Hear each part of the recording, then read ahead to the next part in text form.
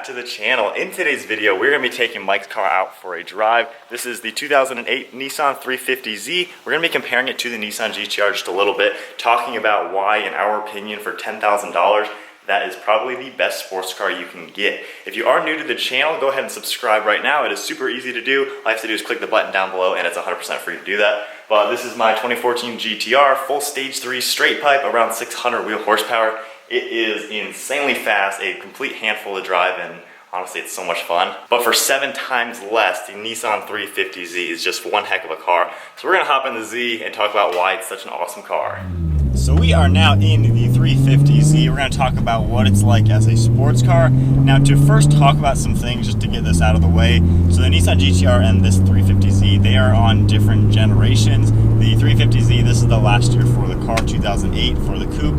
And then for the GTR, that came out as a 2009 model year along with the 370Z. So this is a generation behind that car. So as far as interior technology and some of the materials, there is clearly a difference between the two cars. Navigation was available for the 350s, but it really wasn't too common to see. And then as far as the materials, you get a lot of plastic in here. It's not really an upscale car or anything like that. It was never trying to be either. Obviously with the GTR, you have beautiful leather everywhere. There's carbon fiber accents and a lot more technology. But as far as just the overall driving dynamics, as far as both cars being a fun to drive sports car, it is really nice that for $10,000, you can still get some amazing to drive cars. You don't have to get just some crappy Honda Civic or something boring for 10 grand. You can get something that's really fun. Now there's other cars in this category. You can buy a Scion FRS, maybe a Mustang, some BMWs and stuff like that. But I think as far as reliability goes, performance goes, and overall handling, I don't think you can beat this car. FRS is an amazing car. It handles nice. It's a newer car than this,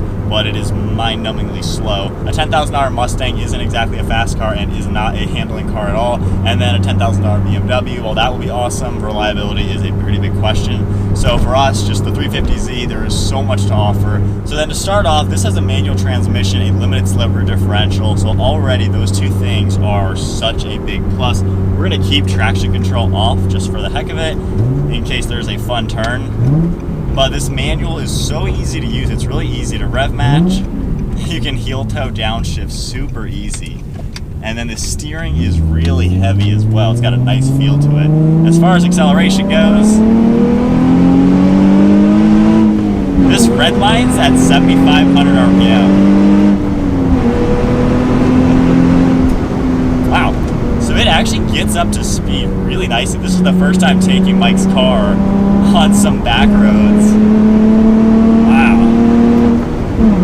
But it carries speed. Wow. Now this car even, it just has the base brakes. They actually do a really good job. Now with the Nissan GTR, I love daily driving that car. I love that car so much. Given the power and how easy it is to tune, it is a handful. It will get up to 100 miles an hour without even thinking. This, I haven't even been close to 100, and yet I'm flooring it, you know, ringing out the gears. And one thing that's nice, you love having a fast car. I mean, I love the GTR, but realistically, you're not going to be using that power out on the road. The car is way too fast, way overkill. Any road like this, I mean, you pin it, once you're into third gear, you're at 100. You're into fourth gear, you're well over 120. I mean, it is just a track car built for the track, and the power isn't really usable on the road. And something with a car like this, it is fast enough to put you back in your seat, get up on the highway, but still, it's not that fast where you're going to be speeding incredibly fast. But then as far as the handling goes,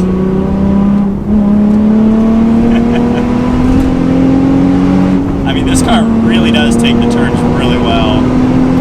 And we still get up to some high speeds pretty quickly, you know, up to 55 without even thinking. But I like how composed the car feels. Wow. Yeah, the car is really composed on the fast turns. It just feels like a solid sports car. And when you look at the price for $10,000 to get a car that, I mean, going from a GTR to this, I have a smile on my face. I'm enjoying the car. There's a lot to offer. It's kind of comforting to know that you don't have to spend a ridiculous amount on a car just to get something that's really fun. The manual transmission is so easy to rev match, but the driving dynamics are just really nice and really sharp, and it feels like a sports car. I think when this was brand new, it was about $30,000. 2009 GTR was about $70,000. So back then, it's a little bit more than double the price to get into a GTR.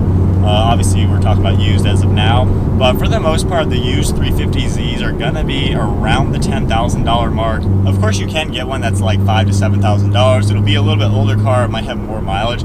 This car has about 87,000 miles on it. My GTR, I bought it with 24,000. So there's obviously a big difference as far as age is gonna go. But with the 350Z, for around this price range, you can get a very well-maintained one that's in pretty good shape. Like this one, it's in pretty good shape for its age and everything like that, which I think just adds to the fact that you don't have to buy just some old beater with 200,000 miles that's destroyed in every single aspect with a leaking engine or anything. You can get one that's pretty sound, and since they are pretty reliable overall, it's not like you're really sacrificing much as far as a good quality car goes just to get into something fun. Like I mentioned earlier with the BMW, as much as there's some pretty nice BMW sports cars for $10,000, you're gonna have issues that come up and they're gonna be expensive. This car is just a Nissan. There's really nothing too crazy as far as maintenance goes, so it's not a car that you have to worry about breaking the bank just to own. So now, what are some of the biggest differences between a GTR and the 350Z? Well, number one, all-wheel drive versus rear-wheel drive, and then the power difference. So being rear-wheel drive, though, that is maybe a good thing and a bad thing, kind of depending on what you're looking for in your car. But a rear-wheel drive car means you can drift this really easily in parking spaces. It's easier to maneuver. You don't have the wheel chop up front or any of the weird differential stuff. But for a sports car that you can play with in the turns, you can let the tail of this car get out a little bit and just toss it around and have that playful fun with the car. It's really set up to be like a drift car, and that's kind of the goal with this car. Mike's going to build it into somewhat of a drift car. But for a car like this that you can play with drifting and sliding around, it just adds to the fun factor. And given that you do have the option of a manual transmission, that just helps give this car that fun and exciting driving characteristics that is kind of hard to find nowadays, at least. With the GTR and the all-wheel drive, you have a ton of grip, the power and the power potential. It is a true-on rocket ship, and you really have to keep like on your toes whenever you drive that car, because it will, as I pass Mike in the R8, the GTR will get away from you, and when it gets away from you, you are going well over 100 miles an hour, and it is not a car you want to mess with, just because the braking point of that car is way, way up there, that if you're at its limit, you are breaking many, many laws. Now with the Z, when you're at the limit with this car, you're probably not really speeding, you're not doing anything too crazy, to where it's a car you can, I guess, more confidently have fun with on the public roads. Of course, on the racetrack, that's a completely different story. But even on the public roads, just going with the speed limit, I mean, you get to experience the car and experience the road. And I think that just adds a lot to the fun factor of what this car has to offer. So now, starting in first gear, let's see how this thing goes. Not bad, 60 miles an hour. Not bad. And see, that is nice. I like how this car is quick. It gets up to speed. You can chirp second gear. I mean, you hit 60 miles an hour, maybe like 5 seconds or so. It's not a slow car. Man.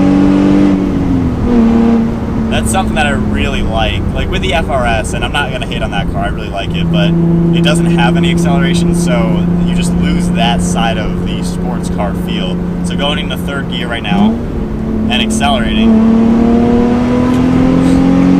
I mean, that was a 20 mile an hour increase in just a few seconds. So with this car, it has the acceleration, which is awesome, and I like how you're able to get a car that actually is quick, and then the handling is really good too. So it just seems like this car has a lot to offer, and for the pricing, for 10 grand, I mean, if I'm spending $10,000, maybe my first car or something like that, your first sports car, you know, why not get a 350Z, just because you can enjoy the fun performance feel of a sports car without actually breaking the bank.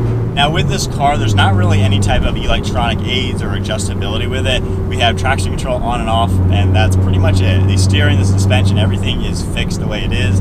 In the GTR, we do have 3 different settings for pretty much everything. The steering is a speed sensing steering. So with that car, of course, you're getting even more, not only just normal technology, but you're getting more performance technology and that comes with the pricing. That was a $105,000 car brand new. This car was 30 grand brand new. So as far as the level of car, you are getting more adjustability with a GTR just because obviously it's a different price category. But even though this car is one way, I mean, I just have traction off just in case I want to slip the tail end a little bit, it's not like you're wanting it to be different. I am perfectly happy with how the suspension is working. It's not too stiff, it's not too soft. The steering is nicely weighted. I really like how responsive and direct it feels.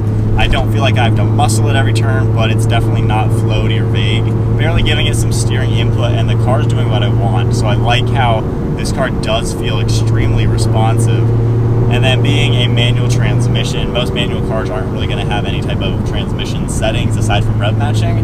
But being a manual, I have control over the transmission, just like in the GTR actually. I know some people give it some crap because it's an automatic, but that car, the way it drives, you have 100% control over the transmission, which is why we love manuals. We love controlling it, because if I can control the transmission, I'm really controlling how the power is going to be delivered, which means I'm controlling the car. So with this car, I'm picking the gears. It's very easy to shift, very easy to rev match. The shifter, that was a big bump. The shifter is really responsive too. It's more of a short throw shifter feel. It doesn't feel like there's crazy long throws or anything, and it's pretty notchy, so it's pretty easy to find the gears. So I like how the overall performance feel within this car. It's responsive and pretty much everything you would need. I don't feel any slack or slop anywhere in it. It seems very well put together, and just a car that you can actually drive it and experience a true-on sports car, which is really nice. I'd love to hear your guys' comments down below. What car for 10 grand do you think would be better than this? You don't have the most practicality. I mean, it's just a two-seater car with a hatchback style design, so it's not exactly the biggest car in the world. But you can fit golf bags back there, luggage, so two people can definitely fit a ton of items.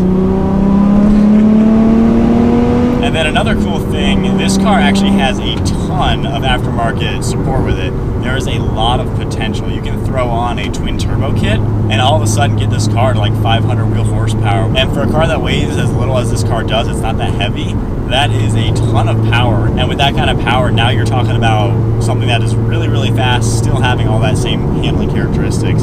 So I think that is about everything as far as talking about the Z as being an amazing $10,000 sports car.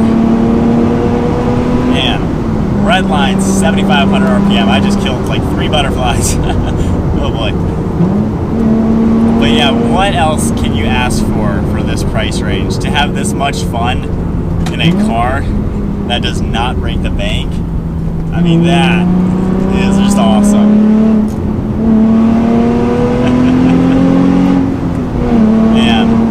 Comment down below what you guys think an amazing, affordable sports car is. For me and my brother, this has to be a $10,000 sports car, rear-wheel drive, limited slip, manual transmission. I mean, what more can you ask for?